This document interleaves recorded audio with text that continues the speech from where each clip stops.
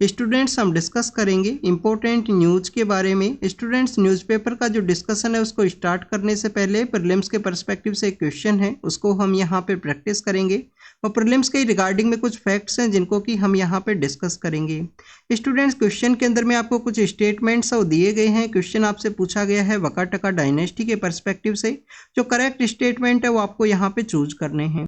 तो आप देखिए कि फर्स्ट स्टेटमेंट के अंदर में बताया गया है कि जो वकाटका डायनेस्टी है क्या वो बुद्धिस्ट डायनेस्टी हुआ करते थे और क्या नॉर्दर्न पार्ट ऑफ इंडिया से वो रूल किया करते थे। तो आप देखिए स्टूडेंट्स इनका जो रूल है वो आपको डेक्कन के पार्ट से देखने के लिए मिलता है। सदर्न का जो पार्ट है वहाँ से इनका जो रूल है वो आपको देखने के लिए मिलेगा।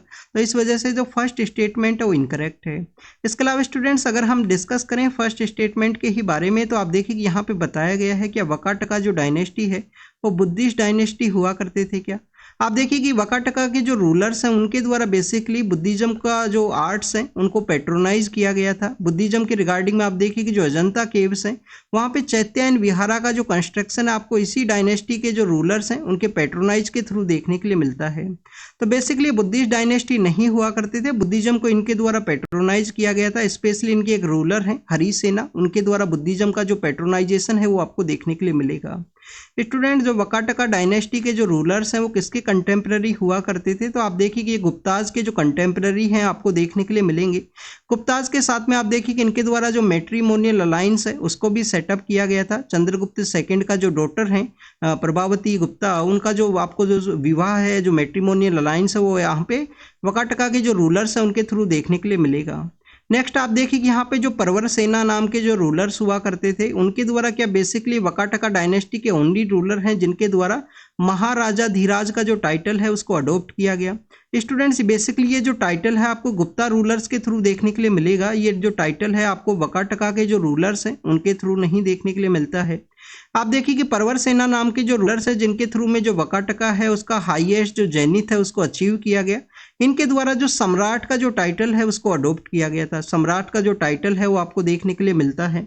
आप देखिए कि यहाँ पे वकाटका डायनेस्टी के पर्सपेक्टिव से अगर हम डिस्कस करें तो इसके जो फाउंडर हैं, इसके वकाटका डायनेस्टी के जो फाउंडर हैं उन्हीं के जो सन हैं वो आपको देखने के लिए मिलते हैं परवर सेना। तो स्टूडेंट्स अगर क्वेश्चन के पर्सपेक्टिव से डिस्कस करें तो फर्स्ट स्टेटमेंट इनकरेक्ट है, थर्ड स्टेटमेंट इनकरेक्ट है, second statement only correct statement है। गुप्ताज के कंटेम्प्रेरी हुआ करते थे। तो यहाँ पे ए आंसर आपको देखने के लिए मिलेगा कि वन स्टेटमेंट यहाँ पे करेक्ट है। नेक्स्ट आप देखिए कि वकाटका के बारे में ही हम यहाँ पे डिस्कस करते हैं। वकाटका बेसिकली आपको ब्राह्मण डायनेस्टी देखने के लिए मिलते हैं जो गुप्ताज के कंटेम्प्रेरी हुआ करते थे। जो गुप्ता रूलर्स हैं उनके कंटेम्प्रेरी आपको देखने के लिए मिलेंगे। डेक्कन के रीजन से रूल किया करते थे 3rd सेंचुरी के समय में। क्योंकि आप देखिए कि इसके जो फाउंडर है विंध्या शक्ति, काफ़ी जगह इनको विंध्या शक्ति, काफ़ी जगह विंध्या सखी के नाम से इनको बताया गया है। तो आप देखिए कि इनके जो फाउंडर हैं उनका जो टाइम पीरियड है आपको 255 से लेकर 255 सीई से लेकर 275 सीई का जो समय है वो देखने के लिए मिलेगा।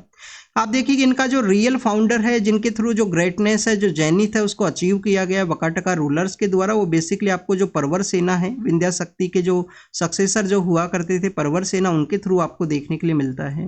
इनके द्वारा जो सम्राट का जो टाइटल है उसको अडॉप्ट किया गया। आप देखिए क्वेश्चन के अंदर महाराजा धीराज पूछा गया था, वो बेसिकली आपको गुप्ता रूलर्स के थ्रू जो टाइटल का जब अडॉप्शन है वो आपको देखने के लिए मिलेगा।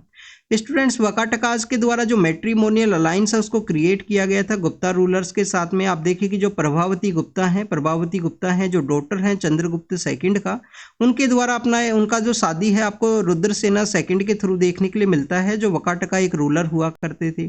स्टूडेंट्स रुद्रसेना सेकंड का जब डेथ होता है उसके बाद में आप देखिए कि गुप्ता रूलर्स का जो इन्फ्लुएंस है आपको वकाटका जो डायनेस्टी है उसके ऊपर देखने के लिए मिलेगा। इसी वकाटका के एक रूलर हुआ करते थे हरिसेना नाम के राजा हुआ करते थे। उनके द्वारा बुद्धिज्म का जो आर्ट है उसको पेट्रोनाइज किया गया था। उसके पेट्रोनाइज किया गया बुद्धिज्म का आर्ट का जो अजंता केव्स है, अजंता केव्स के अंदर जो चैत्यायन विहाराज है उसका कंस्ट्रक्शन आपको इन्हीं हरिसेना का जो पेट्रोनाइजेशन है उसके थ्रू देखने के लिए मिलेगा। जो केव नंबर 16 एंड 17 है जो बेसिकली यहाँ पे एक विहारा हुआ करती है। आप देखिए कि आपको यहाँ पे चैत्यायन विहारा के पर्सपेक्टिव से भी इंफॉर्मेशन होना चाहिए। आप देखिए कि स्टूडेंट जो चैत्याज है वो बेसिकली वर्शिप के पर्सपेक्टिव से यूज किया जाता है। जो चैत्या हुआ करता है यहाँ पे डिफरेंट टाइप ऑफ केव्स जो हुआ करती हैं, चैत्याज को वर्शिप के पर्सपेक्टिव से यहाँ पे जो ध्यान रखने के पर्सपेक्टिव से यूज किया जाता है। विहारा जो है वो आपको बेसिकली रेस्टिंग के पर्पज से, आराम करने के पर्सपेक्टिव से आपको यूज करते हुए देखने के लिए मिलेगा। तो चैत्या एंड विहारा का जो डिफरेंस है वो आपको यहाँ पे जरूर से पता होना चाहिए। तो केव नंबर जो 19 है, जो कि बेसिकली आपको एक चैत्या देखने के लिए मिलता है जिसका कंस्ट्रक्शन आपको वकाटका रूलर्स के थ्रू देखने के लिए मिलेगा। इसके अलावा आप देखिए कि जो केव नंबर 16 एंड 17 है, जो बेसिकली एक विहारा का पार्ट हुआ करता है, उस विहारा का जो कंस्ट्रक्शन है वो भी आपको हरिसेना का ही जो पेट्रोनाइजेशन है उसके थ्रू देखने के लिए मिलता है। नेक्स्ट अगर हम बात करें स्टूडेंट्स न्यूज़पेपर के डिस्कशन के बारे में, तो आप देखिए कि फोर्थ फेज का जो वोटिंग है वो कंप्लीट हुआ है लोकसभा के रिगार्डिंग में। 67.7% वोटर्स का जो टर्नआउट है वो देखने के लिए मिला है। तो वोटर्स का जो टर्नआउट है वो आप देख रहे हैं कि काफ़ी सही यहाँ पे देखने के लिए मिला है। स्टूडेंट्स लास्ट टाइम जब हमारे यहाँ पे जनरल इलेक्शंस कंडक्ट हुए थे तो ओवरऑल जो वोटर्स का जो टर्नआउट है वो कितना था 2019 के समय में। आपको यहाँ पे ऐसे कुछ बेसिक इन्फॉर्मेशन जरूर से पता होनी चाहिए। आप सपोज कीजिए इसी टाइम में आपका इंटरव्यू है, पर्सनैलिटी टेस्ट के लिए आपको अपीयर होना है, तो आपसे ऐसे बेसिक क्वेश्चन वो पूछ लिए जाते हैं काफ़ी बार। अराउंड कितना हुआ करता था, क्या 65% के कुछ आसपास वहाँ पे वोटर्स का टर्नआउट था। तो ये फोर्थ फेज के बारे में था स्टूडेंट्स। अभी तो आप देखिए कि और भी डिफरेंट फेजेस के जो वोटिंग का जो प्रोसेस है वो आपको देखने के लिए मिलेगा। वोटिंग के रिगार्डिंग में आपको कुछ बेसिक इन्फॉर्मेशन और जानकारी होना चाहिए। आप देखिए कि जिस बूथ के ऊपर आपको जो वोटिंग का जो प्रोसेस को कैरी करना है, उस बूथ के अंदर में आपको डिफरेंट टाइप ऑफ ऑफिसर्स है वो देखने के लिए मिलेंगे। एक ऑफिसर है जो आपको बेसिकली प्रिसाइडिंग ऑफिसर के रूप से देखने के लिए मिलते हैं। आप देखिए कि जो आपका वोटिंग कार्ड है उसको चेक करने का जो राइट है वो प्रिसाइडिंग ऑफिसर के पास ही हुआ करता है। अभी रिसेंटली लोकसभा इलेक्शन के रिगार्डिंग में डिबेट है वो देखने के लिए मिला है। काफ़ी सारी पार्टीज़ के द्वारा इस तरीके से जो कंप्लेंट है उसको फाइल किया गया था कि सिक्योरिटी फोर्सेज के द्वारा जो वोटर ID कार्ड है उसको चेक किया गया। आप देखिए कि काफ़ी बार एक कंप्लेंट इस तरीके से भी देखने के लिए मिला था कि कैंडिडेट के द्वारा भी वोटर ID कार्ड है वो चेक किया गया। तो स्टूडेंट्स ओनली जो वोटर ID कार्ड को जो चेक करने का जो राइट है वो आपको प्रिसाइडिंग ऑफिसर के थ्रू देखने के लिए मिलेगा। आप देखिए कि यहाँ पे आप अपना जो वोटिंग राइट है उसको एक्सरसाइज करते हो, तो उसके बारे में भी आपको पता होना चाहिए कि एक EVM हुआ करता है। जो कंट्रोल यूनिट है वो बेसिकली आपको इलेक्शन के जो ऑफिशियल्स हैं उनके अंडर कंट्रोल में देखने के लिए मिलेगा। फिर आपको एक बैलेट यूनिट है जहाँ पे अपना वोट है आप कास्ट करोगे। बैलेट यूनिट कनेक्ट हुआ करता है VVPAT का जो कॉन्सेप्ट है, voters verification paper audit trail का जो कॉन्सेप्ट है। जिस पर्सन को आपने वोट दिया है उसका जो नेम है वो अपीयर होगा वहाँ पे। एक बेसिकली जो एक आपको स्लिप है वो जनरेट होगा पेपर का, और नेम के साथ साथ उनका जो सिंबल है वो भी यहाँ पे अपीयर होगा। तो स्टूडेंट्स ये इलेक्शन के पर्सपेक्टिव था जिसके बारे में हमने डिस्कस किया। नेक्स्ट न्यूज़ भी यहाँ पे इलेक्शन के ही रिगार्डिंग में है। इंदौर के पर्सपेक्टिव से डिस्कस किया गया है। इंदौर कहाँ पे सिचुएटेड है, इंदौर का जो लोकेशन है वो जरूर से देखना। क्या ये मालवा के रीजन के अंदर सिचुएटेड है स्टूडेंट्स? क्या ये जो मालवा का जो रीजन है वहाँ पे आपको इंदौर देखने के लिए मिलता है। और आप देखिए कि इंदौर से आपको काफ़ी जो फेमस पर्सनैलिटी है उनके बारे में पता होना चाहिए कि जो राजमाता अहिल्याबाई होलकर हैं, होलकर डायनेस्टी की जो क्वीन हुआ करते थे, जिनके द्वारा रूल है उसको कैरी आउट किया गया। और हमारे कंट्री के डिफरेंट पार्ट्स के अंदर में काफ़ी सारे जो टेम्पल्स हैं उनका रिस्टोरेशन वर्क भी आपको उनके थ्रू देखने के लिए मिलेगा। आप देखिए अहिल्याबाई होलकर जो हैं वो आपको इंदौर के थ्रू ही देखने के लिए मिलते हैं। वहीं पे आपको इनका जो कैपिटल है वो देखने के लिए मिलेगा। आप देखिए उनका कैपिटल है माहेश्वर, वो आपको देखने के लिए मिलेगा। इंदौर का जो सदर्न पार्ट है वहाँ पे वो सिचुएटेड है। माहेश्वर नाम का जो कैपिटल है वो सिचुएटेड है। कौन सा रिवर फ्लो करता है स्टूडेंट्स इंदौर के? वहाँ से नर्मदा रिवर है वो आपको देखने के लिए मिलेगा। और आप देखिए कि हमारी जो वेस्टर्न फ्लोइंग रिवर्स हैं, 4 रिवर्स हैं जो यहाँ पे गुजरात का जो पार्ट है वहाँ से फ्लो किया करती हैं, राजस्थान के अंदर भी अप्रोच करती हैं। साबरमती, माही, नर्मदा और ताप्ती। साबरमती, माही, नर्मदा और ताप्ती, आप इसको याद रख सकते हो। हिंदी का एक वर्ड है इक्वलिटी के रिगार्डिंग में जिसको हम रीड करते हैं समानता। तो समानता, साबरमती, माही, नर्मदा और ताप्ती। आप देखिए कि ये वेस्टर्न फ्लोइंग रिवर हैं। और भी हैं वेस्टर्न फ्लोइंग रिवर्स, बट ये बेसिकली जो 4 मेजर रिवर्स हैं जो यहाँ पे आपको सेंट्रल पार्ट ऑफ इंडिया से देखने के लिए मिलती हैं।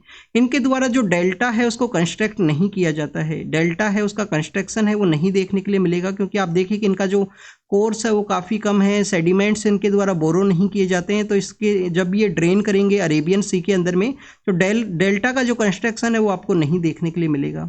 तो साबरमती, माही, नर्मदा और ताप्ती हैं। माही के बारे में आपको एक इन्फॉर्मेशन यहाँ पे ये होना चाहिए कि जो हमारा 23.5 जो डिग्री है, जो ट्रॉपिक ऑफ कैंसर है, उसको 2 टाइम्स इसके द्वारा कट किया जाता है। मध्य प्रदेश से राजस्थान के लिए अप्रोच करती है और बाद में आप देखिए गुजरात के लिए इनका एंट्री आपको देखने के लिए मिलेगा। तो इनके द्वारा जो ट्रॉपिक ऑफ कैंसर है उसको 2 टाइम्स यहाँ पे कट किया जाता है। स्टूडेंट्स, ट्रॉपिक ऑफ कैप्रिकॉर्न को ये कौन सा रिवर है जिसके द्वारा 2 टाइम्स कट किया जाता है? क्या वो लिम्पोपो नाम का रिवर है? लिम्पोपो नाम का रिवर है? ये आप बेसिकली कमेंट सेक्शन के अंदर बताना, ये आपका होमवर्क है। आप देखिए क्विज के अंदर भी आपसे एक क्वेश्चन पूछा था कि इक्वेटर को 2 टाइम्स किसके द्वारा कट किया जाएगा, ट्रॉपिक ऑफ कैंसर को किसके द्वारा 2 टाइम्स कट किया जाएगा और कैप्रिकॉर्न को किसके द्वारा। ये आपको बेसिक इन्फॉर्मेशन जरूर से पता होनी चाहिए। इंदौर के अंदर में क्या डेवलपमेंट हुआ है? आप देखिए कि नोटा के पर्सपेक्टिव से डेवलपमेंट हुआ। वहाँ पे जो अपोजिशन का जो पॉलिटिकल पार्टी है उनके जो कैंडिडेट्स हैं उनके द्वारा अपना जो नॉमिनेशन पेपर है उसको विड्रॉल कर लिया गया था। तो वो उनका जो बेसिकली जो कैडर हुआ करता था उनके द्वारा नोटा को जो इलेक्शन है वो दिया जाए, नोटा को अपना जो वोट है वो दिया जाए, ऐसा कैंपेनिंग है वो देखने के लिए मिला। उसी के रिगार्डिंग में कुछ यहाँ पे जो कन्फ्लिक्ट है वो देखने के लिए मिला है। नोटा के बारे में जब भी डिस्कस किया जाता है कुछ बेसिक इन्फॉर्मेशन जरूर से पता होनी चाहिए। 2013 का वो समय है, सुप्रीम कोर्ट के द्वारा PUCL versus union of India का वो केस है जिसके अंदर नोटा का जो जजमेंट है वो दिया गया, PUCL versus union of India case. PUCL basically एक ऑर्गेनाइजेशन है जो काफ़ी बार आपको इलेक्शन का जो रिफॉर्म्स है, पॉलिटिकल रिफॉर्म्स है, उसके पर्सपेक्टिव से इनका जो वर्क है वो आपको देखने के लिए मिलेगा। तो आप देखिए कि PUCL versus union of India का केस है जिसके अंदर नोटा का एग्जिस्टेंस में आता है। क्या नोटा का कोई इंपैक्ट आपको देखने के लिए मिलेगा? सपोज कीजिए 99% के पर्सन्स के द्वारा अगर यहाँ पे नोटा का जो वोट है उसको प्रेस किया गया, 1% पर्सन्स के द्वारा यहाँ पे जो किसी भी कैंडिडेट को वोट दे दिया गया, तो आप देखिए कि हमारे फर्स्ट पास द पोस्ट का जो कॉन्सेप्ट है वो होने की वजह से जिस भी पर्सन के द्वारा टोटल नंबर ऑफ वोट्स हैं जिसमें हाईएस्ट वोट उसको मिलेंगे उसी को विनर के रूप से डिक्लेयर कर दिया जाएगा। आप देखिए काफ़ी बार इसके रिगार्डिंग में डिबेट देखने के लिए मिलता है कि फर्स्ट पास द पोस्ट का जो कॉन्सेप्ट है वो बेसिकली क्या है, यहाँ पे एक हमारा जो कंप्लीट एब्सोल्यूट मेजोरिटी है या कंप्लीटली जो पीपल्स का आप कैंडिडेट के रूप से नहीं चूज करते हो, ये भी डिबेट आपको देखने के लिए मिलेगा। क्योंकि आप देखिए काफ़ी सारे कंट्रीज़ के अंदर में 50% जो मिनिमम वोट्स है वो यहाँ पे सिक्योर करो। आपको इंडिया के परस्पेक्टिव से अगर हम डिस्कस करें तो इस कॉन्सेप्ट के अंदर में आप देखिए किसी पर्सन के द्वारा अगर 1% वोट भी सिक्योर किया गया है और अदर कैंडिडेट्स के हाईएस्ट वोट उनका है तो बेसिकली उसको विनर के रूप से डिक्लेयर किया जाएगा। मुंबई के अंदर डस्ट स्टॉर्म है वो देखने के लिए मिला है। तो आप देखिए कि राजस्थान के अंदर में, गुजरात के अंदर में काफ़ी कॉमन है ये, स्पेशली समर के जो डेज हैं उस दौरान में। इवन दिल्ली तक भी आपको काफ़ी बार देखने के लिए मिलता है डस्ट स्टॉर्म, बट मुंबई के अंदर में डस्ट स्टॉर्म है वो देखने के लिए मिला है। स्टूडेंट, डस्ट स्टॉर्म का एक पॉजिटिव भी आप यहाँ पे बताइए। आप देखिए कि समर के समय जब टेम्परेचर हाई हुआ करता है तो उस टाइम जो जब डस्ट स्टॉर्म है उसका एक रोल देखने के लिए मिलता है, टेम्परेचर को लोअर डाउन करने का कोशिश करना, उसको रेगुलेट करने की कोशिश में आपको इसका एक इंपॉर्टेंट रोल है वो देखने के लिए मिलेगा समर के समय में। स्पेशल आप देखिए कि राजस्थान का जो वेस्टर्न पार्ट है वहाँ पे आपको काफ़ी सारे जो डस्ट स्टॉर्म है वो देखने के लिए मिलते हैं। नेक्स्ट अगर हम बात करें अनट्रीटेड वेस्ट के बारे में है, आप देखिए कि दिल्ली के अंदर में जब भी आप विजिट करते हो तो दिल्ली के कुछ एरियाज ऐसे हैं जहाँ पे उनका जो लैंड फिल्स है, जो लैंड फिल्स के जो एरियाज हैं जहाँ पे वेस्ट को उनके द्वारा फिल किया जाता है, जो म्यूनिसिपल जो अर्बन लोकल गवर्नमेंट है उनके द्वारा। तो आप देखिए कि यहाँ पे वो बेसिकली पहाड़ का जो रूप है उनके द्वारा ले लिया गया है। तो आपको कचरे के जो पहाड़ हैं वो देखने के लिए मिलेंगे। उसका रीजन क्या है कि हमारे यहाँ पे जो वेस्ट है वो अनट्रीटेड वेस्ट हुआ करता है। एक रीजन आप देखिए कि जो सोर्स है वो भी एक मेन रीजन है। अभी देखिए हमने इंदौर के बारे में यहाँ पे रीड किया। इंदौर ने जो स्वच्छ सर्वेक्षण का जो बेसिकली जो रिपोर्ट निकाला जाता है उसके अंदर में कंटिन्यूस यहाँ पे टॉप किया है। उसका रीज़न ये है कि वहाँ के लोगों को अवेयरनेस है वो जनरेट किया गया। इंदौर आपको काफ़ी क्लीन सिटी है वो देखने के लिए मिलेगा। इंदौर है, गुजरात का जो सूरत नाम का जो सिटी है वो काफ़ी क्लीन आपको देखने के लिए मिलते हैं। उसके बिहाइंड का रीज़न यही है स्टूडेंट कि यहाँ पे जहाँ से आपका जो वेस्ट जो जनरेट होता है उसके सोर्स से ही उसका सेग्रीगेशन किया जाए। ड्राई कचरा एंड वेट कचरा के रूप से आपको एक कॉन्सेप्ट भी देखने के लिए मिलता है हमारे सॉलिड वेस्ट मैनेजमेंट रूल्स के थ्रू में।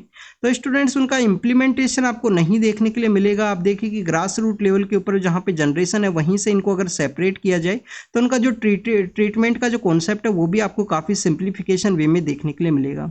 तो सुप्रीम कोर्ट के द्वारा अर्बन लोकल गवर्नमेंट को यहाँ पे कहा गया है कि आपको जो अनट्रीटेड वेस्ट है उस प्रॉब्लम को सोल्व करने का ज़रूरत है। बियॉन्ड पॉलिटिक्स आपको ये सब एक्टिविटी है उसको कैरी करना चाहिए। इंडिया और नेपाल के पर्सपेक्टिव से यहाँ पे डिस्कस किया गया है एडिटोरियल के अंदर में।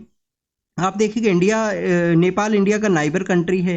नेपाल के साथ में इंडिया के जो रिलेशंस आपको गुड फेज के अंदर में देखने के लिए मिलते हैं, पर लास्ट 1 डिकेड से या मोर देन 1 डिकेड का जो समय है उसके अंदर में आप देखिए कि इंडिया और नेपाल के जो नेपाल के जो रिलेशंस है वो लिटिल बिट आपको डिटेरियोरेटिंग कंडीशन के अंदर देखने के लिए मिलेंगे। लिटिल बिट वहाँ पे चाइना का भी रोल है, लिटिल बिट चाइना का भी रोल है, लिटिल बिट नेपाल का जो डोमेस्टिक पॉलिटिक्स है उनका भी आपको एक रोल देखने के लिए मिलेगा।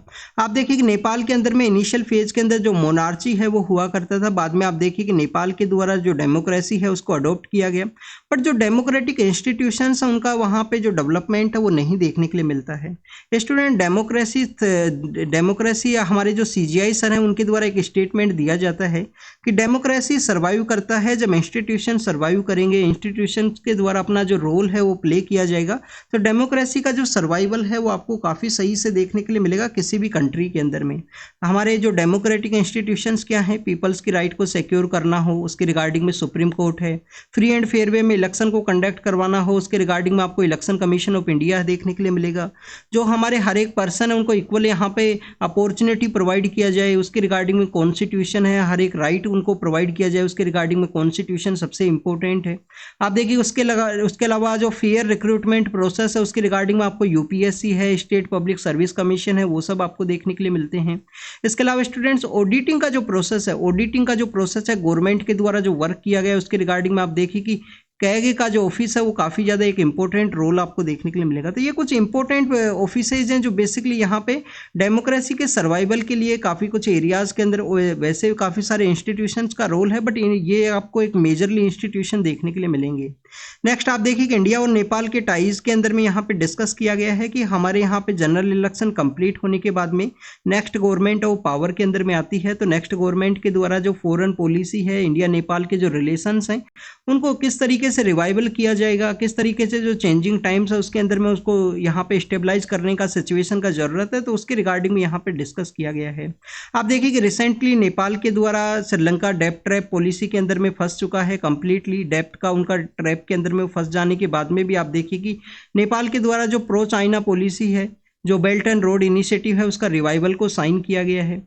अगर हम बात करें स्टूडेंट्स इंडिया के पर्सपेक्टिव से नेपाल का रोल, तो आप देखिए कि इनिशियल फेज के अंदर में ओपन बॉर्डर्स आपको देखने के लिए मिलते हैं। नेपाल के पर्सन्स हैं उनको इंडिया के अंदर जो रिक्रूटमेंट प्रोसेस है आने के लिए जो अलाउ है वो आपको देखने के लिए मिलेगा।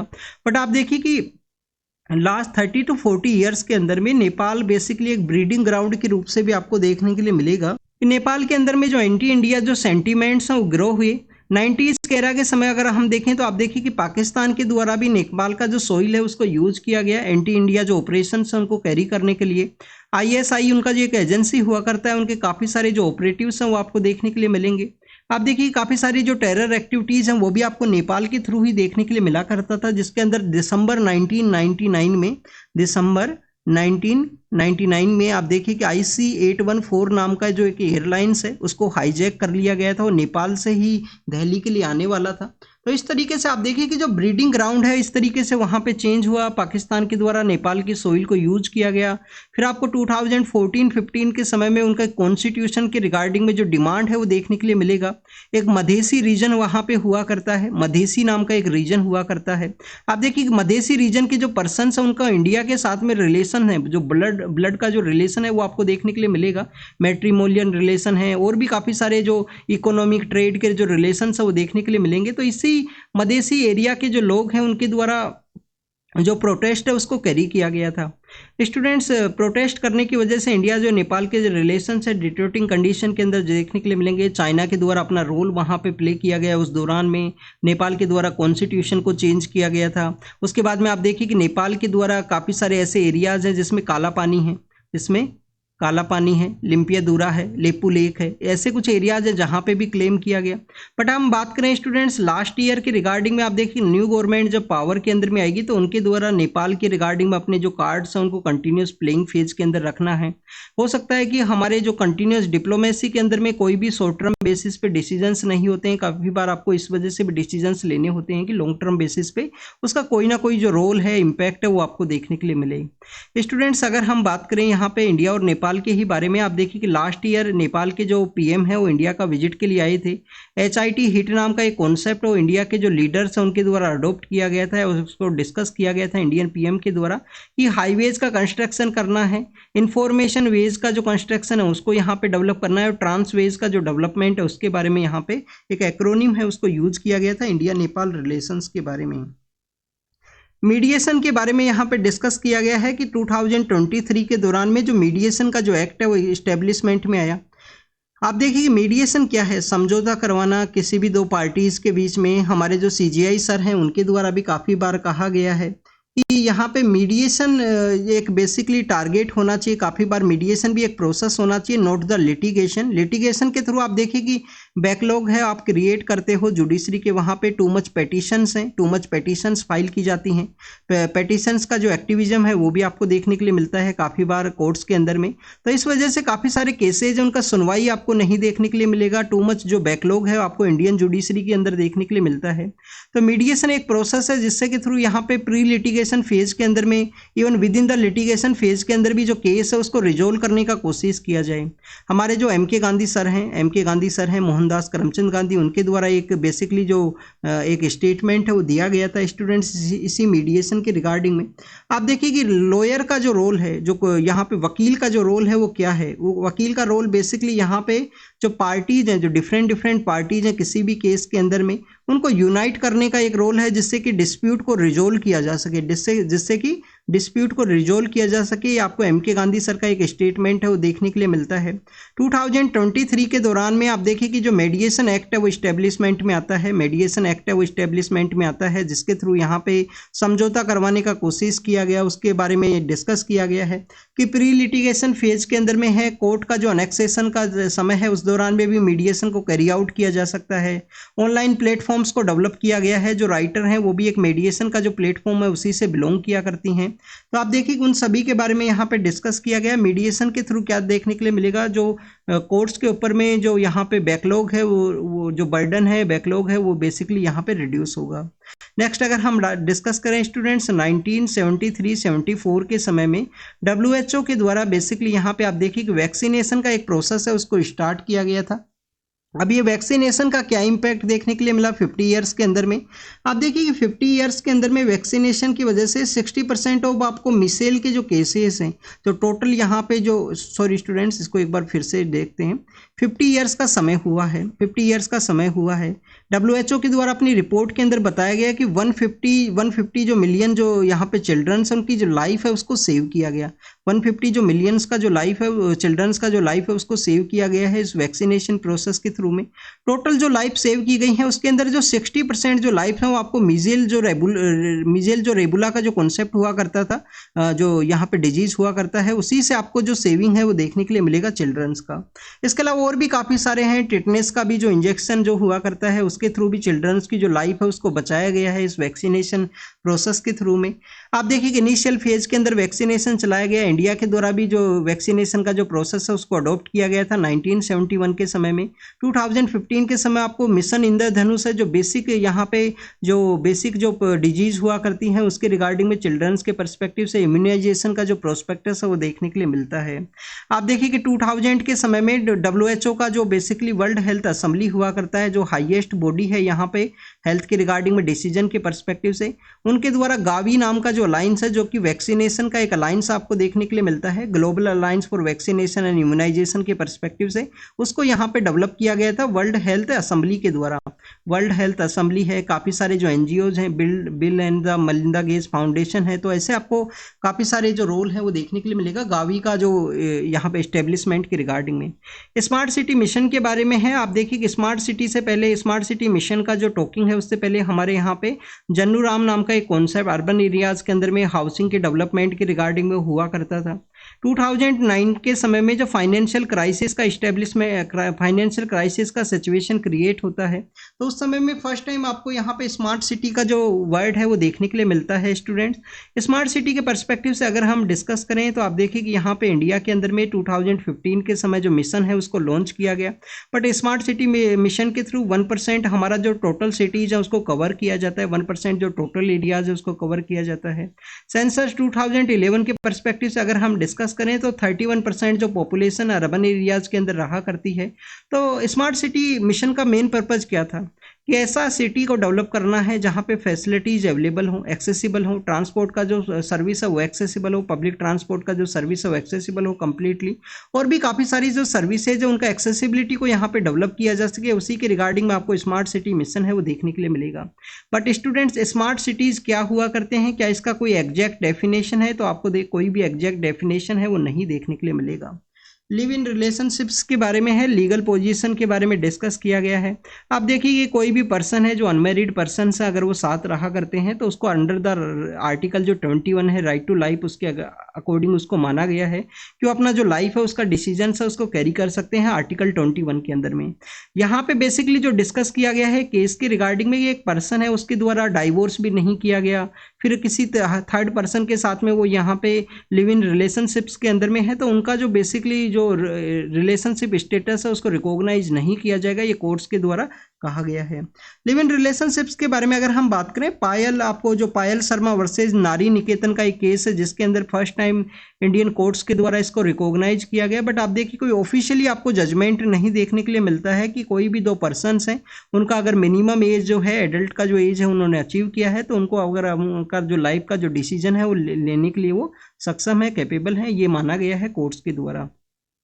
कोई ऑफिशियल जो यहाँ पे कोई आपको जजमेंट है लिव इन रिलेशनशिप के रिगार्डिंग में आपको नहीं देखने के लिए मिलता है। नेक्स्ट आप देखिए कि इंटरिम बेल है। इंटरिम बेल क्या है कि यहाँ पे टेम्परेरी पीरियड के रिगार्डिंग में किसी भी जो प्रिजनर है उसको रिलीज किया जाए, किसी भी कन्विक्टेड जो पर्सन है जिसको ट्रायल फेज के अंदर में है उसको रिलीज किया जाए, तो उसी के रिगार्डिंग में एक इंटरिम बेल है उसको फाइल किया गया था, बट उसको डिनाई किया गया है सुप्रीम कोर्ट के द्वारा। नेक्स्ट अगर हम बात करें 1993 के समय में हमने क्या क्रिएट किया था students, NHRC national human right commission है। 10 दिसंबर का जो डे है जिसके दिन आप देखिए कि UNHRC के रिगार्डिंग में जो बेसिक ह्यूमन राइट्स का जो डे है उसके रूप से उसको सेलिब्रेट भी किया जाता है। स्टूडेंट्स, वर्ल्ड के अलग अलग कंट्रीज के जो ह्यूमन राइट इंस्टीट्यूशन है उसके रिगार्डिंग में आप देखिए कि एक अलायंस को क्रिएट किया गया था, global alliance of national human right है, global alliance for national human right है वो आपको देखने के लिए मिलता है, global alliance for national human right institution. तो आप देखिए जो ग्लोबल अलायंस है इसको बेसिकली 1999 में 2006 है उस समय में इंडिया को जो एक्रीडिएशन है उसको डेफर कर दिया गया था, बट अभी भी रिसेंटली भी डेफर किया गया है। उससे पहले 2016 के अंदर में इंडिया को जो एक्रीडिएशन वो नहीं दिया गया था, बाद में इंडिया ने लेटर 1 ईयर के अंदर में उसको बेसिकली अचीव किया स्टूडेंट। तो उसी के रिगार्डिंग में डिस्कस किया गया है कि जिनेवा के अंदर मीटिंग हुआ था UNHRC का जो बेसिकली यहाँ पे कॉन्सेप्ट है जो global alliance for national human right institution का, जिसके अंदर इंडिया का जो NHRC है ह्यूमन राइट कमीशन है उसको यहाँ पे जो स्टेटस है जो एक्रीडिएशन है उसको डेफर किया गया है। तो हो सकता है इंडिया के द्वारा नेक्स्ट ईयर इसको फिर से अचीव कर लिया जाए। इंडिया और ईरान के द्वारा आप देखिए कि 2015 के समय में एक पोर्ट है उसको डेवलप किया गया था इंडिया और ईरान के रिलेशंस के बारे में, और इंडिया ईरान और अफगानिस्तान के जो रिलेशंस है उसको यहाँ पे रिवाइवल किया जा सके, उसको स्ट्रॉन्ग वे में किस तरीके से डेवलप किया जाए। चाहबार पोर्ट को डेवलप किया गया, इंडिया के द्वारा डेवलप किया गया था सेंट्रल एशिया के कंट्रीज के साथ में कनेक्टिविटी के रिगार्डिंग में, और अफगानिस्तान को अपना जो बेसिकली जो ट्रेड है वो सेंड करने के पर्सपेक्टिव, क्योंकि पाकिस्तान के द्वारा लैंड रूट के थ्रू अलाउ नहीं किया गया था स्टूडेंट्स। तो आप देखिए कि जो चाहबार पोर्ट है वो कहाँ पे सिचुएटेड है। हमने काफ़ी बार बलूचिस्तान के बारे में डिस्कस किया है। सपोज कीजिए ये ईरान का पार्ट है, तो यहाँ पे ये जो पार्ट है जो पाकिस्तान के साथ एरिया शेयर करता है, यहाँ पे अफगानिस्तान का जो सदर्न पार्ट है, इस कंप्लीट एरिया को बोला जाता है बलूचिस्तान। बलूच पीपल्स का जो डोमिनेशन आपको देखने के लिए मिलेगा। पाकिस्तान के अंदर बलूचिस्तान प्रोविंस है, ईरान के अंदर में आप देखिए कि जो प्रोविंस का नाम है वो है सिस्तान बलूचिस्तान। ईरान के अंदर जो प्रोविंस का नाम है वो क्या नाम है स्टूडेंट, सिस्तान बलूचिस्तान, जहाँ पे सिचुएटेड है चाहबार पोर्ट। पाकिस्तान का जो पोर्ट है वो देखिए कि जो चाइना के द्वारा बनाया गया है वो आपको इसी रीजन के अंदर देखने के लिए मिलेगा, नियर बाई ये सिचुएटेड है। पाकिस्तान के पोर्ट का नाम है ग्वादर पोर्ट। चाहबार पोर्ट 2015 के समय क्रिएट किया गया था, उसको 10 ईयर के रिगार्डिंग में इंडिया को यहाँ पे एक जो एग्रीमेंट है उसको साइन किया गया है इंडिया और ईरान के द्वारा, जिससे कि इसको यूज़ किया जा सके इंडिया के द्वारा। चाबार पोर्ट का बेसिकली एक टर्मिनल है स्टूडेंट, जिसको कि हम शाहिद बेहिश्ती टर्मिनल के नाम से जानते हैं। आप देखिए कि इसको शाहिद बेहिश्ती जो टर्मिनल है उसके रूप से जानेंगे। तो उस टर्मिनल को यहाँ पे यूज करने के पर्सपेक्टिव से जो एग्रीमेंट है वो साइन किया गया है इंडिया और ईरान के द्वारा 10 ईयर के पर्सपेक्टिव से। तो ये इंफॉर्मेशन था चाहबार पोर्ट के बारे में। अब आपको यहाँ पे एक क्वेश्चन है, क्या जो चाहबार पोर्ट है वो पर्शियन गल्फ के अंदर सिचुएटेड है या गल्फ ऑफ ओमान के अंदर सिचुएटेड है, ये आपको कमेंट सेक्शन के अंदर बताना है। पर्शियन गल्फ के अंदर सिचुएटेड है या गल्फ ऑफ ओमान के अंदर सिचुएटेड है। स्टूडेंट्स आपको पता होगा कि जो पर्शियन गल्फ और गल्फ ऑफ ओमान को जो कनेक्ट करने वाला जो स्ट्रेट है उसको हम किस नाम से जानते हैं? उसको स्टूडेंट्स हम जानते हैं स्ट्रेट ऑफ होर्मुज के नाम से, जहाँ पे रिसेंटली ईरान के द्वारा एक ऑपरेशन कैरी किया गया था। कार्गो वेसल को वहाँ पे बेसिकली कार्गो वेसल को अपने कंट्रोल में लिया गया। बाद में कार्गो वेसल के जो पर्सन्स हैं उनको रिलीज भी कर दिया गया था ईरान के द्वारा। इजराइल का वो बेसिकली आपको जो कार्गो वेसल है वो देखने के लिए मिलता है। तो ये आपको बताना है, होमवर्क आपको पता होना चाहिए चाहबार पोर्ट कहाँ पे सिचुएटेड है, कौन सी वाटर बॉडी वहाँ पे आपको देखने के लिए मिलेगा। स्पेन के अंदर में आप देखिए एक रीजन है कैटालोनिया का रीजन। स्पेन के अंदर में एक रीजन आपको देखने के लिए मिलेगा, क्या नाम है? कैटालोनिया। 2017 या 2018 का जो प्रीलिम्स का पेपर है उसके अंदर ये क्वेश्चन पूछा गया था कैटालोनिया के पर्सपेक्टिव से। तो कैटालोनिया के रिगार्डिंग में वहाँ पे एक माइनर गवर्नमेंट है वो फॉर्म हुआ है। कैटालोनिया क्यों न्यूज के अंदर में था? स्पेन के पर्सपेक्टिव से। स्पेन का आप देखिए कि साउथ ईस्टर्न पार्ट के अंदर में आपको एक कैटालोनिया देखने के लिए मिलता है। एक तो इनके द्वारा सबसे ज़्यादा जो रेवेन्यू है वो जनरेट किया जाता है। इनके द्वारा आप देखिए कि जो कैटालोनिया का जो रीजन है उनका डिमांड था कि इनको जो सब नेशनलिज्म है या इनको सेपरेट होना है स्पेन के वहाँ से, तो इस वजह से आपको ये न्यूज़ के अंदर देखने के लिए मिलता है। स्टूडेंट्स स्पेन और पुर्तगाल नाम के जो कंट्रीज है, जो आपको आइबेरियन जो पेनिनसुला है, जो आइबेरियन पेनिनसुला है वहाँ पे उनका जो इस्टेब्लिशमेंट है, जो ज्योग्राफी है वो देखने के लिए मिलता है। ये जस्ट आफ्टर द जो मोरक्को का जो नॉर्दर्न पार्ट है वहाँ पे आपको देखने के लिए मिलेगा। जो स्ट्रेट ऑफ जिब्राल्टर है वहाँ पे एक स्ट्रेट ऑफ जिब्राल्टर भी सिचुएटेड है स्टूडेंट्स, जो बेसिकली कनेक्ट करता है मेडिटेरियन का जो पार्ट है उसको कनेक्ट करता है दूसरे वाटर बॉडी के साथ में। पाकिस्तान के पीएम के पर्सपेक्टिव से, पीओ की रिगार्डिंग में, एग्जाम के पर्पज से नहीं इंपॉर्टेंट है। चैट जीपीटी का फुल फॉर्म क्या हुआ करता है? काफ़ी बार न्यूज़ के अंदर में है, तो इसको रीड कर लेना एक बार। उनके द्वारा एक ओपन आई का जो कॉन्सेप्ट है उसके रिगार्डिंग में कुछ अपडेट किया गया है। इंडोनेशिया के अंदर में आप देखिए कि वोल्केनिक इरप्शन हुआ है। इस बार जो वोल्केनिक इरप्शन हुआ है वो माउंट इबू के अंदर हुआ है। वोल्केनिक इरप्शन कहाँ पे हुआ है? माउंट इबू के अंदर में। इससे पहले कहाँ हुआ था? माउंट रियोंग के अंदर में आपको देखने के लिए मिला था वोल्केनिक इरप्शन। जो इस साल काफ़ी सारे वोल्केनिक इरप्शंस देखने के लिए मिले हैं। आप देखिए कि आइसलैंड का जो रीजन है वहाँ पे भी देखने के लिए मिला था। तो आपको ये जो एरियाज हैं वो पता होने चाहिए।